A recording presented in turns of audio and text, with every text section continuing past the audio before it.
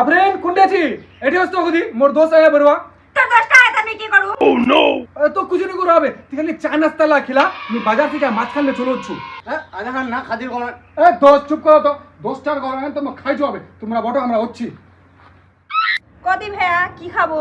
ओ मौसम ना तो आज बहुत बढ़िया है। एक कप चाय और दाल पकौड़ा खिलाना बढ़िया होता है।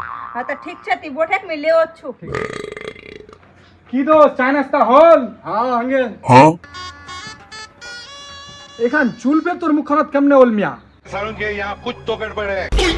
তোর ভাবি তো কি খিলালে আলা मोर भाभी दाल पकौड़ा खिला ले मो। আল্লাহ খোদা আমি তো একটা বাত বলা ভুলে গেনু দোস্ত তোর ভাবি যদি উঁচা শুনছে বেরি তো ওয়া তো ডাল পকোড়ার জগৎ বাল পকোড়া খিলাই দিয়ে বিয়া মানি মোর দোস্ত কি বাল পকোড়া খিলাই দিল রে